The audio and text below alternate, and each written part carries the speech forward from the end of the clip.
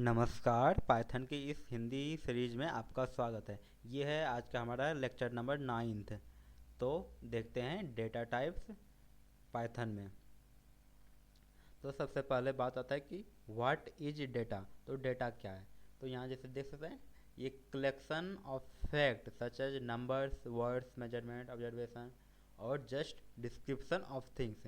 यानी ये कुछ भी हो सकता है।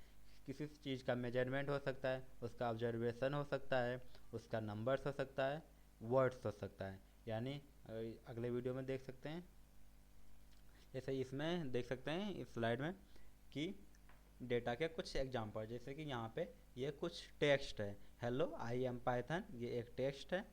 तो ये भी हमारा क्या हो गया, डेटा हो गया। ये हमारा कुछ नंबर है 1 2 3 4 5। तो ये भी हमारा क्या हुआ, डेटा हो गया। और ये कुछ डेट है, तो ये भी हमारा क्या हो गया, ये हमारा एक डेटा हो गया।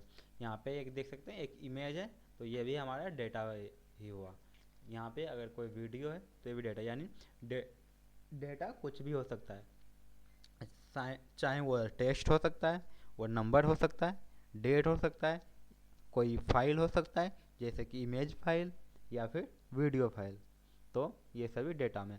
अब देखते हैं टाइप्स ऑफ डेटा।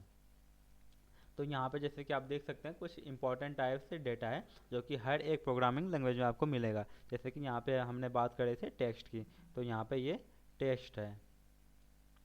तो यहाँ पे अगर आई एम पाइथन, यहाँ पे अगर हम ऐसे भी देखते हैं आई एम पाइथन, तो ये भी एक डेटा हुआ। तो ये कौन सा टाइप का डेटा हुआ, ये स्ट्रिंग टाइप का। यानी अगर कोई भी हमारा टेक्स्ट रहेगा तो हमारा कौन सा टाइप का डेटा रहेगा, वो हमारा स्ट्रिंग टाइप का डेटा होगा।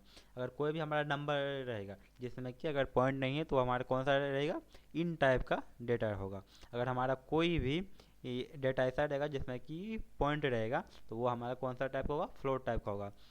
और एक डेटा टाइप होता है बूलियन, उसमें या तो ट्रू रहेगा या फिर फॉल्स रहेगा। यानी बूलियन में कोई एक ही चीज़ आ सकता है एक बार में, या फिर ट्रू आ सकता है या फिर फॉल्स आ सकता है। तो इसके अलावा ये इम्पोर्टेंट टाइप के डेटा है जो कि हर एक जगह यूज होते हैं, हर एक प्रोग्रामिंग लैंग्वेज में। पाइथन में भी इसका यूज है और हर जगह यूज होंगे। आने वाले वीडियो में हम एक एक करके देखेंगे सबको। इसके अलावा और भी कई तरह के डेटा हैं पाइथन में जो कि आने वाले वीडियो में देखेंगे।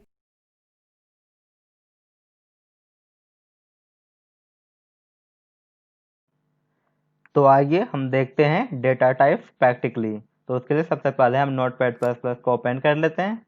ये हमारा ओपन हो गया। हम इसमें नया फाइल बना लेते हैं और हम इसमें कुछ कमेंट डाल देते हैं। हमारा कमेंट है डेटा टाइप्स, और इसको हम सेव कर लेते हैं। हम कहीं पे भी सेव कर सकते हैं। हम इसे डेस्कटॉप पे सेव कर लेते हैं और इसका हम नाम रख देते हैं d1.py, और इसको हम सेव कर लेते हैं। उसके बाद हम इसको टॉप में सेट कर देते हैं इस नोटपैड प्लस प्लस को, और उसके बाद हम इसको फाइल में जाके ओपन कंटेनिंग फोल्डर और cmd सेलेक्ट कर देते हैं। उसके बाद हम इस cmd को यहाँ पे नीचे सेलेक्ट कर लेते हैं। उसके बाद हम एक वेरिएबल डिक्लेयर करते हैं, जैसा कि हमने पिछले वीडियो में बताया था कि वेरिएबल को कैसे डिक्लेयर करते हैं और उसका यूज कैसे करते हैं। तो हम इसका नाम रख देते हैं n, और हम इसमें असाइन कर देते हैं एक रेंडमली नंबर, जैसे कि हम इसमें 441 असाइन कर दिया। उसके बाद एक और वेरिएबल हम डिक्लेयर कर देते हैं, उसका नाम रख देते हैं f, और उसमें हम असाइन कर देते हैं 25.25। उसके बाद एक और वेरिएबल हम डिक्लेयर करते हैं और उसका नाम रख देते हैं माई नेम, और उसमें हम एक टेक्स्ट असाइन करते हैं जिसमें लिख देते हैं माई नेम इज मनीष। तो अब यहाँ पे ध्यान से देखिए, आपको देखने पे समझ में आ गया होगा कि ये जो है हमारा कौन सा डेटा टाइप है। ये हमारा है इंटीजर। जैसा कि आपने मैथ में भी पढ़ा होगा कि इंटीजर क्या होता है, कोई भी नेगेटिव नंबर और पॉजिटिव नंबर, लेकिन वो नंबर क्या होना चाहिए, कंप्लीट होना चाहिए, यानी उसमें ये पॉइंट नहीं होना चाहिए। तो ये हमारा कौन सा है, इंटीजर हो गया। इसका भी एक लिमिट होता है कि कितना रेंज में हम लिख सकते हैं, यानी कितना डिजिट का नंबर होना चाहिए, लेकिन अभी हम वो सब पे ध्यान नहीं देते हैं। हम देखते हैं कि ये हमारा इंटीजर नंबर है, तो फिर हम इस इंटीजर, ये हमारा कौन सा डेटा टाइप्स हो गया, ये हमारा हो गया इंटीजर डेटा टाइप्स, और हम इस इंटीजर को असाइन कर दिए एन में। पाइथन ऑटोमेटिकली डेटा टाइप अपना एडजस्ट कर लेता है वेरिएबल से। नहीं तो बाकी लैंग्वेज में क्या होता है, यहाँ पे वेरिएबल नेम लिखने से पहले हमें डेटा टाइप भी डिफाइन करना पड़ता है कि हम इसमें कौन सा डेटा टाइप्स को स्टोर करने वाले हैं। तो यहाँ पे हमने एक डिक्लेयर किया है ये एन, और एन के अंदर हमने इंटीजर स्टोर कर दिया। उसके बाद हम दूसरा डिक्लेयर किए एफ, और एफ के अंदर हम क्या, फ्लोट डेटा टाइप डिक्लेयर कर दिया,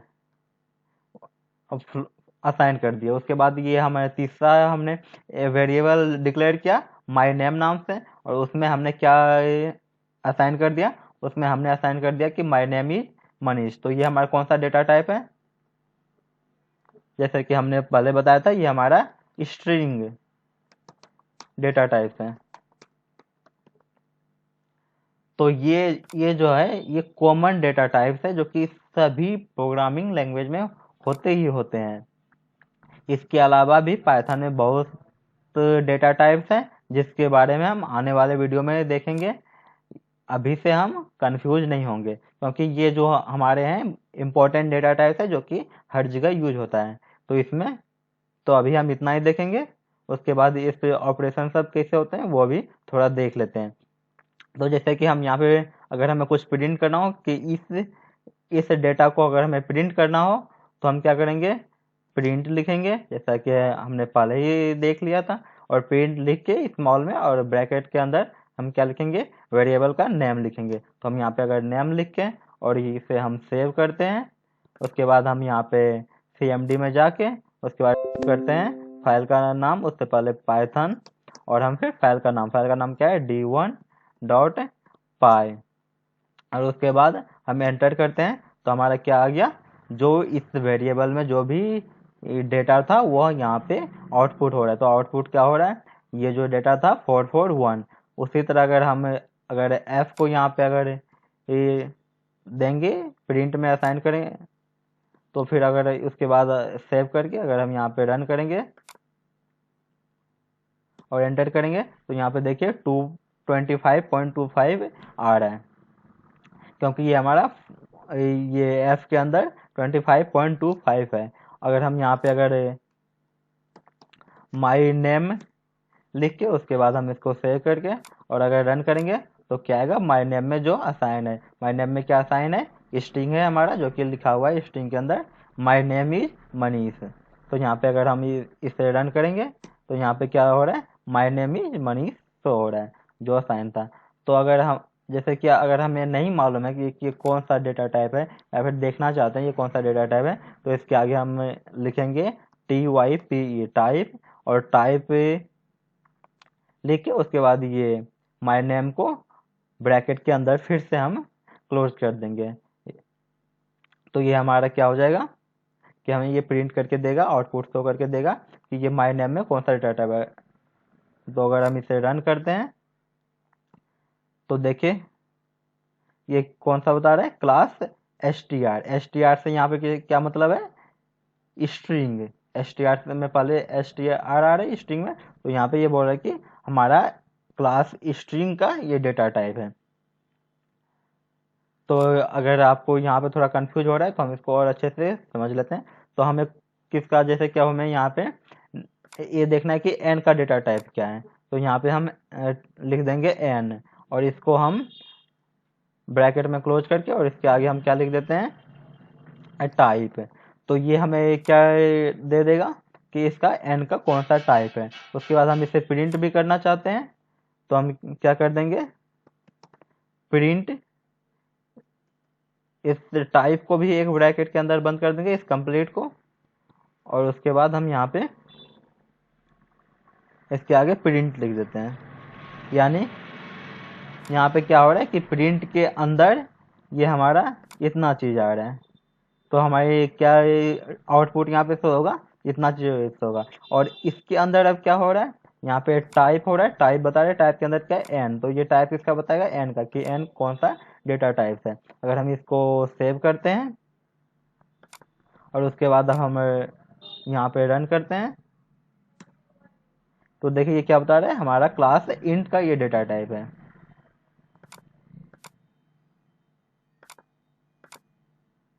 हम इसे कोई ना, हम इसे फिर से ओपन कर लेते हैं कमांड को, हम फाइल ओपन कंटेनिंग फोल्डर और cmd सेलेक्ट कर लेते हैं, तो ये हमारा कमांड प्रॉम्प्ट फिर से ओपन हो गया। अगर कभी ऐसा हो जाता है तो आप भी फिर से ओपन कर सकते हैं, इसमें कोई सी बड़ी बात नहीं है। उसके बाद देखिए ये हम देखना चाहते हैं कि f कौन सा डेटा टाइप है, तो उसी तरह हम यहाँ पे क्या करेंगे, फिर से f लिखेंगे। हम किसका देखना चाहते हैं, f का डेटा टाइप, तो इसको हम f को ब्रैकेट में बंद कर देंगे और उसके आगे क्या लिखते हैं, TYP टाइप स्मॉल में लिखना है। उसके बाद यह हमें बता देगा कि ऐप का डेटा टाइप कौन सा है, लेकिन हमें सिर्फ यहाँ पे इस प्रोग्राम के अंदर, इस ऐप के अंदर ही नहीं रखना है, हमें यहाँ पे कमांड प्रॉम्प्ट में शो भी करना है। तो उसके लिए हम क्या करेंगे, प्रिंट के अंदर इसको लिख देंगे, प्रिंट, और हम क्या कर देंगे टाइप ऑफ ऐप, यानी ऐप का डेटा टाइप क्या है ये शो कर देगा। तो हम इसे सेव करते हैं, सेव करने के बाद हम यहाँ पे रन करते हैं। रन करने के लिए हम पहले पाइथन लिखेंगे और फिर फाइल का नाम क्या है d1.py, और लिख के एंटर करेंगे तो यहाँ पे हमें टाइप बता देगा कि ये हमारा फ्लोट टाइप ऑफ डेटा है। उसके बाद जैसे हम अभी ये देखना चाहते हैं, ये तीनों का हो गया। उसके बाद हम एक काम और कर सकते हैं यहाँ पे, जैसे कि हम यहाँ पे एन है, एक ऑपरेशन देख लेते हैं और कि हम प्रिंट के अंदर क्या क्या कर सकते हैं। तो अगर यहाँ पे एक एन है, उसके बाद हमें एक यहाँ पे एक, इसको हम यहाँ से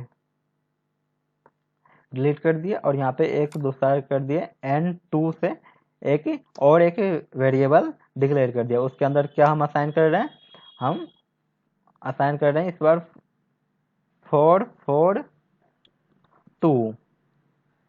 तो ये भी हमारा कौन सा डेटा टाइप है, ये भी हमारा इंटीजर है। ये हमारे इंटीजर क्यों है, क्योंकि इसमें कोई, ये एक नंबर है और इसमें कोई पॉइंट नहीं है। हम यहाँ पे माइनस में का भी कोई नंबर लिख सकते हैं तो यही हमारा इंटीजर रहेगा, लेकिन हम यहाँ पे क्या करते हैं, हम प्लस लिख रहे हैं हमने। उसके बाद हम यहाँ प्रिंट क्या करते हैं, n प्लस n2, सॉरी, तो हमारे यहाँ पे क्या शो होगा, 883 शो होगा। हम इसे सेव करते हैं और उसके बाद रन करते हैं, पाइथन d1.py। तो जैसे यहाँ पे क्या कह रहा है, 883 हो रहा है, तो यहाँ पे क्या हो रहा है, पहले इन दोनों को ऐड कर रहा है, ये n1 और n2 को ऐड कर रहा है, लेकिन n1 के जगह पे क्या है 441 है और n2 की जगह पे क्या है 442 है, तो ये दोनों को ऐड कर रहा है, यानी यहाँ पे ये ऐसे हो रहा है 441 प्लस में 442 हो रहा है। उसके बाद इसे अगर सेव करके हम अगर रन करेंगे तो भी आउटपुट सेम रहने वाला है। देखिए 883, पहले भी 883 आया था, अब भी 883 आ रहा है। क्यों, क्योंकि यहाँ पे 442 हो रहा है और इसकी जगह पे हमने क्या कर दिया था, 442 की जगह पे यहाँ पे क्या है, 442 के इक्वल में n2 है, तो यहाँ पे हम n2 वेरिएबल यहाँ पे लिखे थे और यहाँ पे 441 की जगह पे क्या है, n है, तो यहाँ पे हमने n लिखा था। उसके बाद हमने प्रिंट करा था तो यहाँ पे इन दोनों का ऐड होके आउटपुट शो हो रहा था। हमने ये सेव कर लिया, उसके बाद हम यहाँ पे इसको रन करके देखते हैं तो यहाँ पे क्या शो हो रहा है, 883 शो हो रहा है। तो इसमें हम, जरूरी नहीं है कि हम एक ही बार में ऐसे डिक्लेयर कर सकते हैं। अगर हम यहाँ पे अगर जैसे कि यहाँ पे ये हमने ये डिलीट कर दिया, उसके बाद हम सिर्फ इसको अभी डिक्लेयर करना चाहते हैं एन को, ये हमने एन को डिक्लेयर कर दिया और उसके बाद हम इसमें क्या कर दिया, 0 कर दिया, इसमें असाइन क्या कर दिया, 0 असाइन कर दिया। तो उसके बाद n का डेटा टाइप क्या हो गया, 0 हो गया, यानी इंटीजर हो गया। अगर यहाँ पे अगर उसके बाद हम एक और उसके बाद फिर हम यहाँ पे क्या, n में कुछ और असाइन करते हैं 1 2 5, यानी हमने इसमें क्या कर दिया कि हमने यहाँ पे एक वेरिएबल बनाया, कौन सा, इंटीजर का वेरिएबल। क्योंकि पाइथन में ये और सारे काम ऑटोमेटिक होता है, तो हम कोई भी डेटा टाइप का पर्टिकुलर वेरिएबल नहीं बना सकते। तो हमने उसके लिए क्या किया कि 0 उसमें असाइन कर दिया, तो ये हमारा कौन सा बन गया, ऑटोमेटिक इंटीजर बन गया। उसके बाद हमने इस इंटीजर वेरिएबल में क्या स्टोर कर दिया, 1 to 5 कर दिया। तो अगर हम यहाँ पे अगर टाइप ऑफ n टाइप करेंगे, टाइप, और यहाँ पे n करके प्रिंट करेंगे और इसे रन करेंगे, तो हमारा क्या होगा, इंटीजर शो करेगा। लाइन 10। तो यहाँ पे क्या मिस्टेक हो रहा था आपको पता चला, यहाँ पे हमने ये ब्रैकेट ओपन करा, उसके बाद फिर हमने एक और ब्रैकेट ओपन कर लिया, और ये ब्रैकेट तो हमने क्लोज कर लिया जो बाद में हमने ओपन करा, लेकिन ये जो हमने पहले ब्रैकेट ओपन करा था वो हम नहीं क्लोज कर देते हैं। अगर ऐसे मिस्टेक होगा तो एरर तो आने ही आने हैं। तो ये सब चीज़ों का भी आपको बहुत ध्यान रखना पड़ेगा कि ये जो चीज़ ओपन हो रहा है वो क्लोज भी होगा। और उसके बाद हम इसे सेव करते हैं, उसके बाद हम इसे रन करके देखते हैं, तो ये आ गया हमारा फ्लोट टाइप का, कि ये फ्लोट टाइप का है।